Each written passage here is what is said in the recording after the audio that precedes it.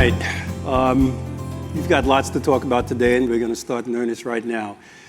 Our presenter, the next presenter will be Dr. Joe Robertson, but to introduce him, I'm pleased to bring out a friend and a colleague, Peggy McGuire, who is Senior Vice President for Cambia Health Solutions and also President of the Cambia Health Foundation. Would you join me in welcoming Peggy? Thanks, Mike. Well, good morning, everyone. I think we should start every meeting with a little yoga warm-up. It just puts you in the right mood.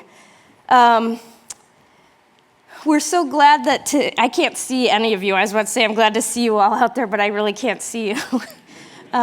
Who was here last year, and do you remember the difference? I saw a few hands, actually, that last year at this time we had our first summit, and the weather was treacherous, and so it was between 5:30 and 8. There were several questions about whether we should hold the summit or postpone it, and so we had a group of loyalists that were here last year, and we're so glad to see that the group has grown this year. At Cambia, our company grew from an innovative idea almost 100 years ago in the timber mills of the Pacific Northwest, when a group of timber workers got together to pool their money to prepay for healthcare services in case of sickness or injury.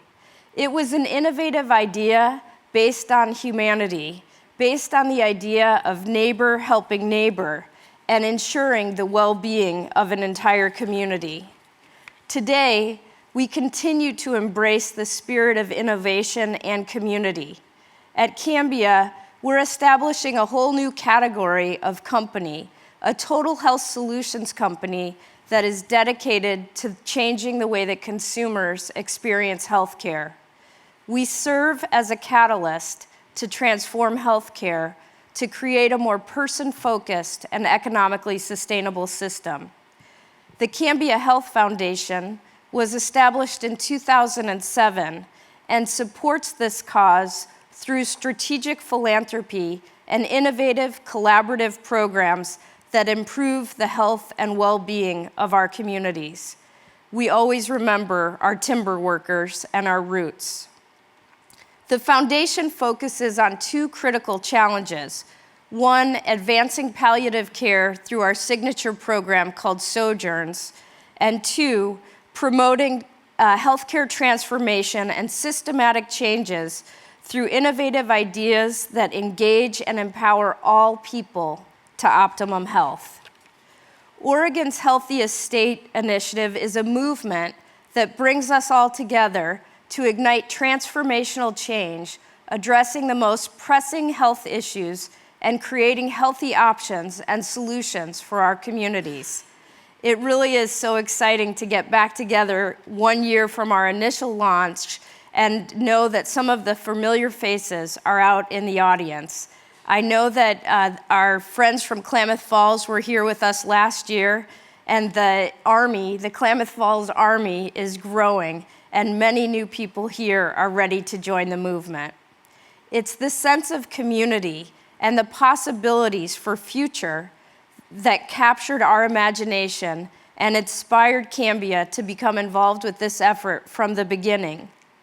We all need to put as much energy into helping people stay well as we do to treating them when they are sick, and none of us can do this alone. Working alone, we can do a lot. We can eat more vegetables, we can move more, and these are all good things. But working together, we can go from good to great. We can engage as a community to make real and systematic changes that affect us in the long term. Today, we'll be hearing from leaders who have rolled up their sleeves over the past year and have been working hard to move the dial. We're going to hear about the progress they've made and where we're all going to accomplish our joint goals.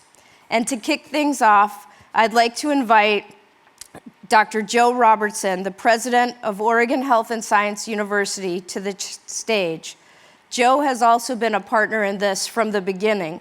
His thoughtful leadership and collaboration is really focused on improving the health and well-being of all Oregonians. Joe was appointed OHSU's president in 2006, and he has led numerous initiatives across the state aimed at improving healthcare access. He started his career at OHSU as a resident in 1979 and has held numerous posts, including director of the Casey Eye Institute and dean of the School of Medicine before becoming president. OHSU recently celebrated its 120th year in 2013, the same year that Phil and Penny Knight issued the historic challenge to our community. Joe's team, led by Keith Todd, not only secured the $1 billion toward cancer research at OHSU, but they met the challenge in record time. This is truly a testament to what we can all do when we pull together as a community and in the confidence we have in Dr. Joe Robertson and his leadership at OHSU. Please join me in welcoming Dr. Robertson to the stage.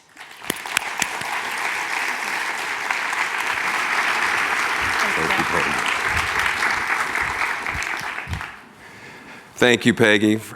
And thanks to Peggy and Michael for setting the stage, and a special thanks to Mackenzie for establishing a positive energy in the room. The real highlights of the presentation have been given. You've seen the core themes. You're supposed to come away taking care of yourselves and others, but I'll try and dig a little deeper and provide a few more details.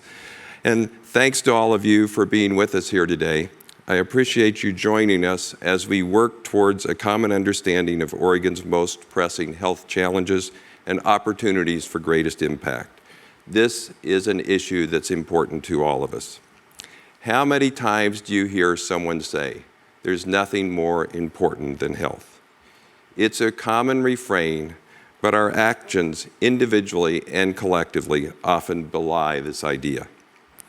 I'm here representing all of the sponsors and stakeholders that have participated in the Oregon Healthiest State thus far.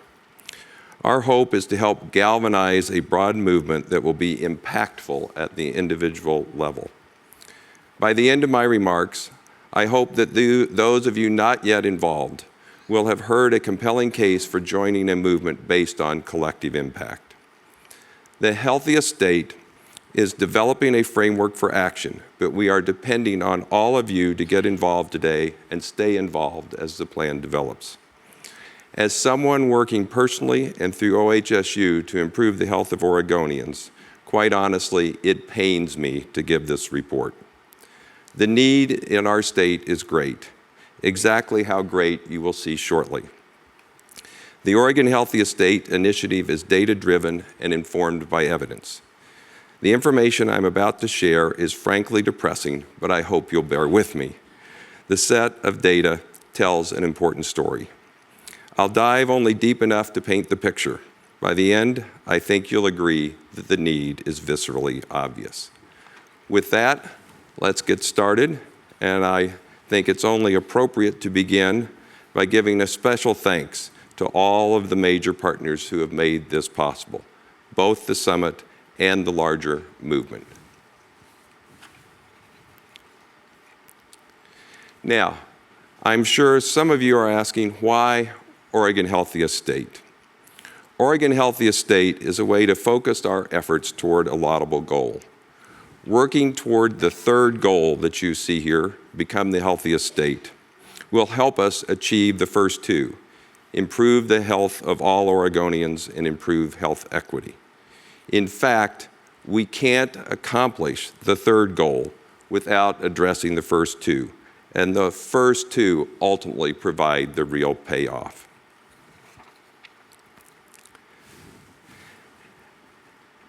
Here is a sample of photos that depict how we would like to see ourselves. These are typical pictures that you see in Oregon, but at this point, the facts don't support the image. As the slide states, currently our well-being does not match our aspirations, but we can get there together. Now we get to the heart of the matter. but first we need to define some terms and develop a common vernacular. This slide helps us do that. Health is often seen as just encompassing the realm of the physical, but true health is broader. The Well-Being Index was developed by research from Gallup and Healthways, identifying 5 elements that encompass a well-lived life. We see physical well-being, community well-being, financial well-being, social well-being, and well-being that is associated with purpose. We will focus mainly on physical health today, but overall well-being matters a great deal. This is evidenced by the fact that employees thriving in physical health alone still missed 68% more work due to poor health than employees thriving across all 5 categories. So we've said Oregon Healthiest State. That implies a competition. So how do we compare to our competitors? This is a difficult slide to read, but in terms of the map, darker is better. And we are just barely better than our neighbor to the north, but we are still below the middle. And in case you couldn't read the fine print on the previous slide, this slide shows, yes, we rank 27th. 27th among all the states in the state of our health. The only element of our well-being where Oregon is statistically above average is in our sense of community. So, where do we begin? We've defined the problem. Let's look at the factors impacting our well-being, focusing first on that physical well-being. If you look to the left part of this slide, you will see the conditions and behaviors. Okay, these impact and cause diseases which are in the center of the column, which ultimately result in poor health outcomes as part of well-being. I call this maze or slide the mechanisms of disease chart. I will try and remember it, I will reference it one more time. Certain conditions and behaviors put us at risk for poor physical health. As you look at the slide, I don't think you really see any surprises. Diving a bit deeper into some of the factors, we should start with the most obvious, and of course that is tobacco. It is shocking to me that over 17% of Oregonians still smoke. Just absolutely staggering given the data that we have. The rate almost doubles for low-income African American and Native American populations. And as with many risk factors, the rate is higher in rural counties. Not surprisingly, obesity has a major impact on our health. Take a good look and let these statistics sink in. Unfortunately, we are not done with the depressing news. Okay. The news on this slide is just as sad. Alcohol and drug misuse are rampant in our state. Okay. As you can see by the print in the orange, the effects of alcohol and drug abuse are long-lasting with many, many downstream impacts. And please note that the demographics point to a now very familiar picture. Time precludes me from delving into every one of the factors that we mentioned, but I pause to make a critical point. The blunt truth about health equity is that it remains elusive. Frankly, we are not even close. It's hard to talk about health without talking about health cost. This chart offers some good news and some bad news. The good news is Oregon costs are below the national average. The bad news is per capita costs continue to increase. Now, in the subsequent years, healthcare transformation has actually helped bend the curve down somewhat. But the fact remains we are not getting the value we deserve for our healthcare dollar. This next slide shows us those costs. It shows us the cost of doing nothing. If you look at this slide, there are really 2 components to it. The blue part is the actual medical cost, and the gray part are the productivity costs. I call the bottom part the pain and suffering, and the top part the opportunity cost. Those are dollars that could be spent more productively in another manner. There is a phenomenal cost to our inaction over time, a cost that, quite frankly, we cannot afford. Now, for some better news, we do plan to get to some hope in this presentation. The good news is that community supports matters. For years, we have seen programs like smoking cessation and weight reduction that seemingly should work but don't. Why? Because people don't feel supported in those efforts. Recent research compellingly demonstrates that efforts directed at individuals alone will not achieve the desired outcome. We have to have supportive communities behind those individuals. So, what can we do in our communities to make our populations healthier? Two approaches are being used in Oregon Healthiest State. The first, change the context to make healthy choices easier. The second, unite for collective impact to improve on key issues. It seems obvious in retrospect, right? Just telling people to lose weight or quit smoking is not enough. But now that we know, we need to provide them with communities that will make it easier. The first of these two may be more readily obvious than the second, but hang in there. We will return to collective impact in a moment. Now, I thought we would use a schematic to help explain these approaches.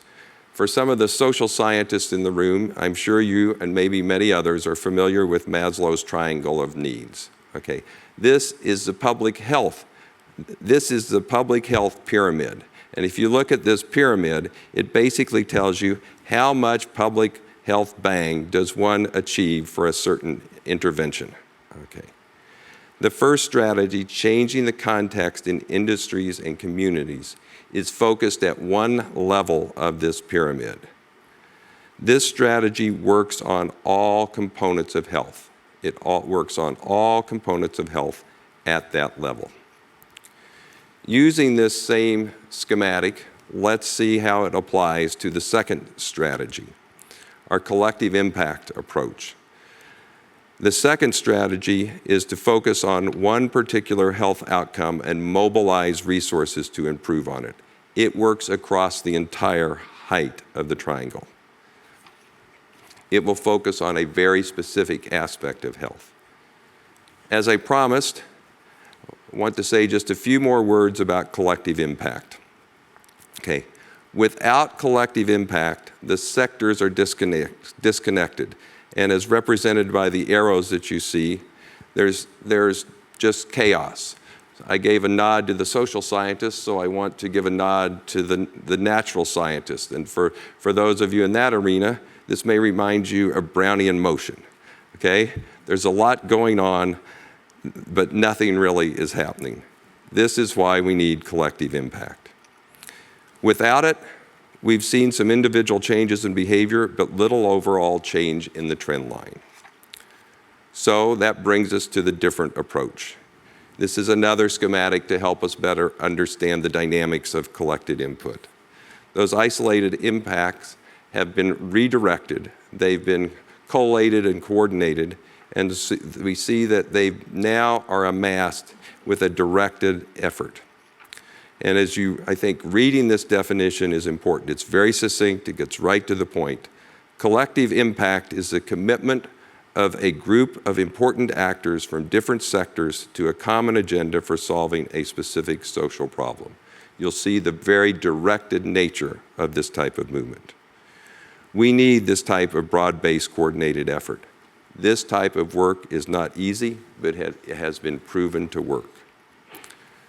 So, let's talk about how we actually move forward. In Oregon Healthiest State, we have selected specific ways to focus our efforts. Everything you see on this slide now should look familiar.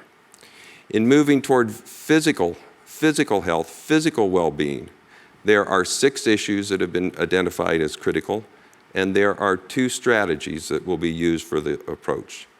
The 6 issues, not surprisingly, are the conditions you saw on the left side of the slide that I called the mechanisms of disease. The 2 strategies relate to the 2 approaches that we just discussed. The 2 strategies, again, are making healthy choices easier and collective impact, again, which is why we are gathered here today. Now, also remembering that addressing only traditional or physical health is not enough, we have to think about how we move forward to improve overall well-being. And here you will see that the focus is on the other 4 components of well-being. Again, there are 2 strategies. Not surprisingly, the strategies are the same: to make healthier choices and to work together to make change as we move forward. Please remember this framework as you break into small groups and also as you subsequently go out into communities. Again, I've used a lot of slides throughout. Now it's time for a few hand graphics with regard to physical health. There's 6 conditions and 2 strategies. Overall well-being, there are 4 components and 2 strategies. And the 2 strategies are the same. It's actually not a difficult framework to recall. Well, that brings me to the end of the slides. I didn't mean to lecture. You won't have to remember all the numbers. There won't be a quiz. I did, however, mean to preach a little. You have seen the need. If you didn't find it compelling, I suspect you wouldn't even be here today. You are influencers, and you have resources. Now we would like for you to commit resources and your influence to support the collective effort toward the goal of making Oregon the healthiest state. We need the collective energy and effort of all the organizations represented here today. No one institution, and that includes government, can do this alone. This is a collective challenge that will require a collective solution. That progress begins now. Thank you.